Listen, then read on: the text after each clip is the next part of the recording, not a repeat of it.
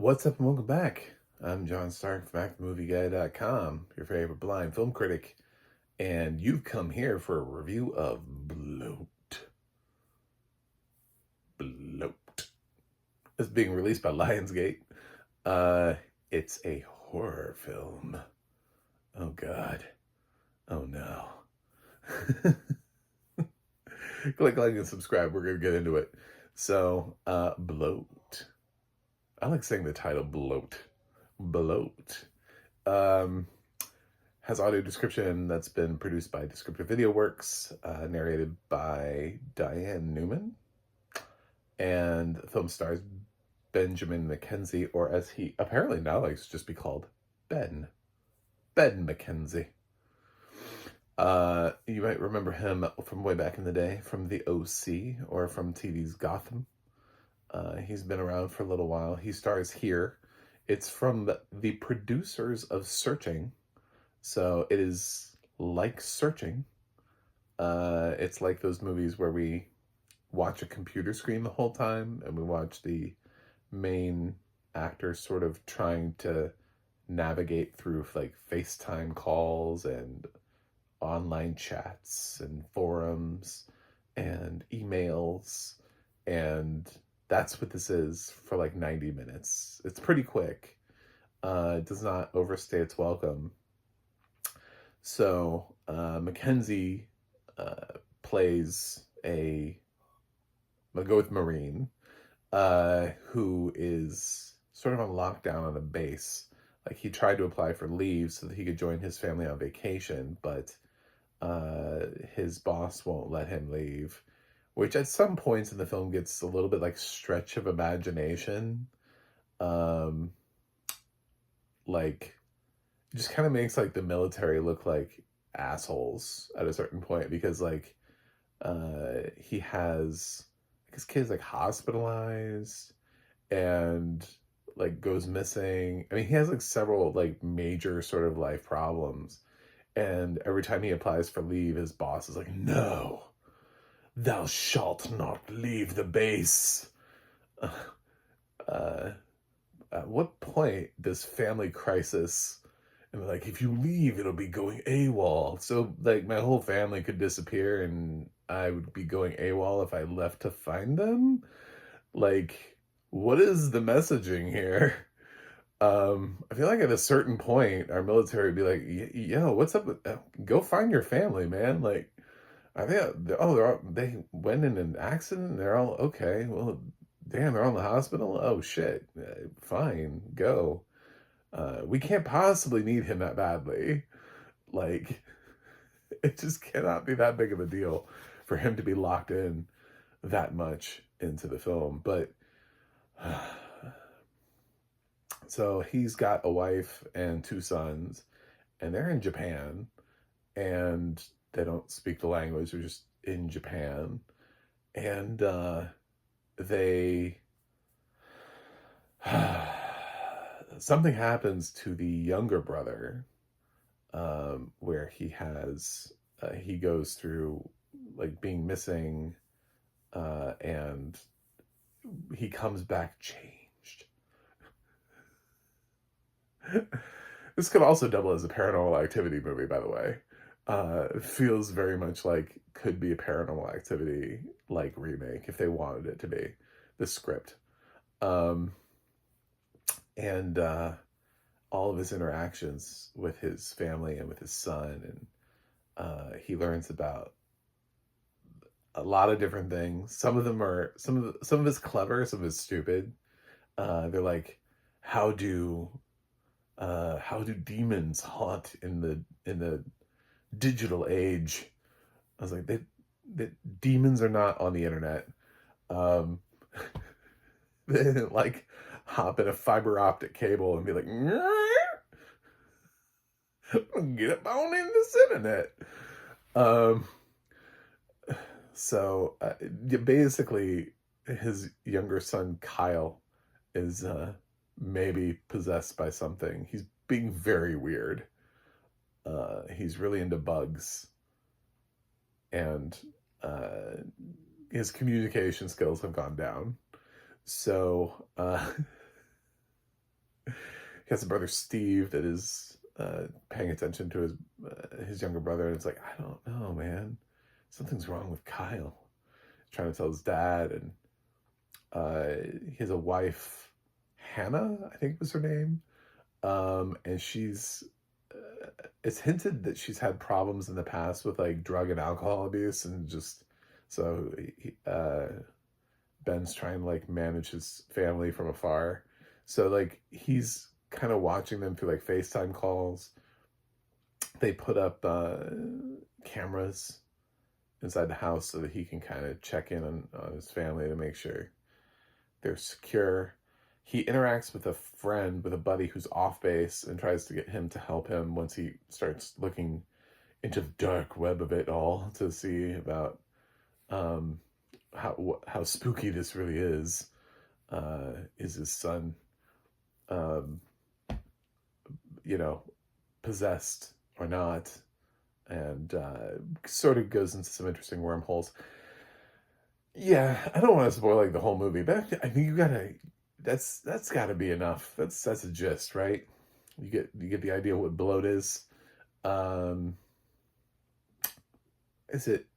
It's got some jump scare moments. I'm not gonna lie. It does have some jumps, and some of them are not even like related to the story. There's one where he just clicks on a video and it ends up being like one of those like screamer videos, essentially, uh, from back in the day, which is kind of funny because I think in 2025, I'm not sure how many teens are still getting screamered. So it's kind of funny to see that happening and thinking like that you're sitting there and you're like 16, you're watching this and you're like, oh wow, this is really interesting. Oh, what's this? Oh my God. It's like, well, that was like a whole thing on the internet for a while. We just had nothing but that. It was just, welcome to your first screamer video. I don't know that needed to be in this movie, but kind of felt a little old to me, but I guess sure, why not? So this genre really, it hit its peak with Searching. I mean, it hit its peak in being able to show you exactly what this using a computer thing could work. I mean, obviously we've been doing this for a while. There's Unfriended too, is another film that's like this, which is, it's fairly decent. Um, this one pushes its boundaries a lot with like uh, with this demon haunting and things appearing on screen, and you're just like, is the kid being haunted? Is the internet haunted? What the fuck is haunted in this movie? I did kind of feel like it was really inconsistent as to what was haunted and what's not, because he is obviously trying to look up and look at his kid and believe that Kyle is. But there are things that happen to his computer where his screen just starts doing something. You're like, so what is this? Like, what? Are there two demons? By looking up one demon, does the internet demon come in and be like, oh, he's looking up a demon, I should go give him one? Like, I kind of didn't pick up on on what that movie was trying to do. I was like, is the demon in Kyle so powerful that it knows? Is Kyle then going over to the internet and he's like feeding it the demon into the? I don't know. There's some stuff that they just never answer. The ending is left open to interpretation as to whether or not you think it's a good or a bad ending. I will say that. I think it's hard to tell because they don't quite finish it. They leave it in a situation where you're like, maybe, maybe not. The end. That's okay. So did he still get court-martialed? Does what? I don't know. I think that the ending of the movie is a little bit of a cop-out, and relies too heavily on us to give our own interpretations to how we feel about the movie and be like, well, I think the ending is this because if you notice there, what's happening is this. So it must mean that this happens. I mean, it's totally feasible that that could happen, but things could still work negatively. Like, I mean, just because something leans positive, when you don't have a decisive finality to the to what's happening, I'm dodging here. I'm not spoiling.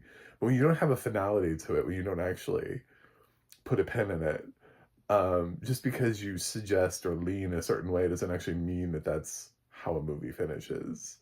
So yeah, I don't know.